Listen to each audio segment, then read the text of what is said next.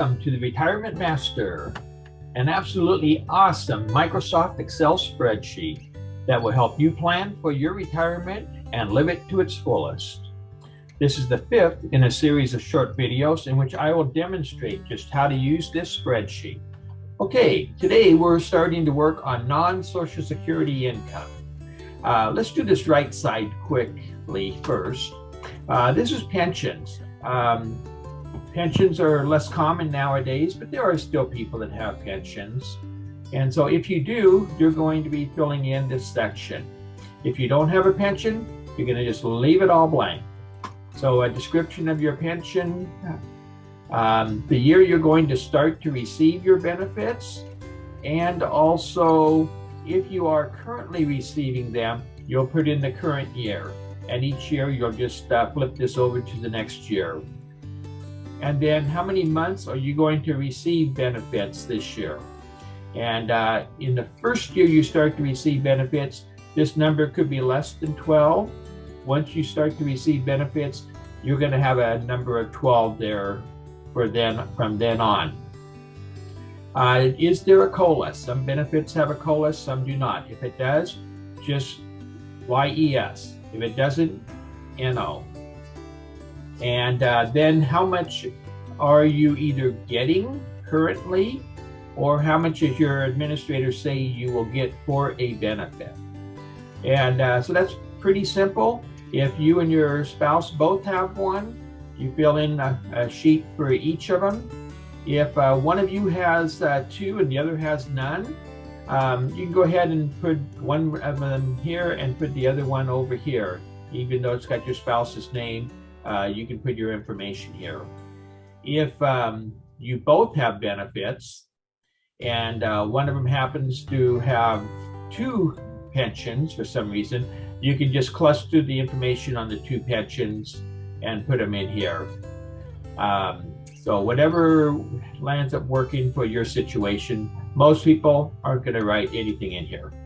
Okay, over on this left side, this is going to be other income that you're going to get. Let's say you are not retired yet, you got another year before you retire. Then you'll come up here to the current year and you'll put, W-2 income and how much you're planning on making this year. If you're planning on doing some part-time work once you get done working, then down here you'll put part-time work and you'll just stick that in for as many years as you think you're going to work part-time and how much you're going to make each year. If you've got some type of hobby that brings you in some income, put in here hobby and add the amount of income you're going to make on that hobby to any other income you have here. And so just think about your retirement years. They probably have a tendency to be some up in the upper range here, and down here it may all be blank.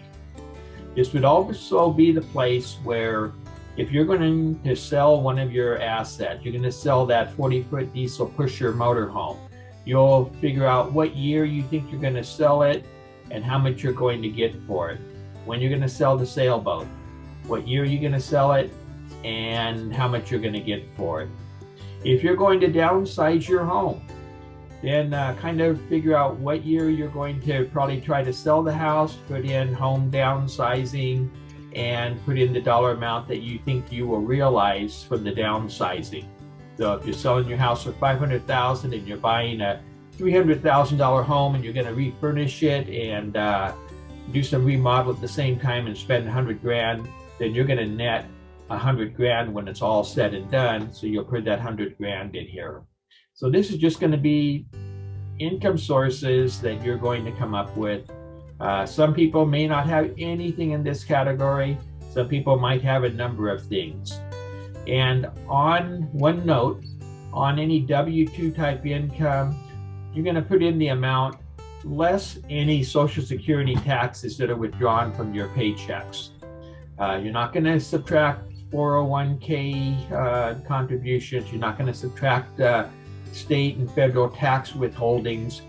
It's going to be your gross income minus any Social Security taxes that are withheld, and Social Security only. So this is another good spot for me to stop. Some of you aren't going to do anything here. Some of you are going to do a number of things here, but it's a good spot for me to stop and break this video. And I will see you on the next video, which will get into our Social Security income.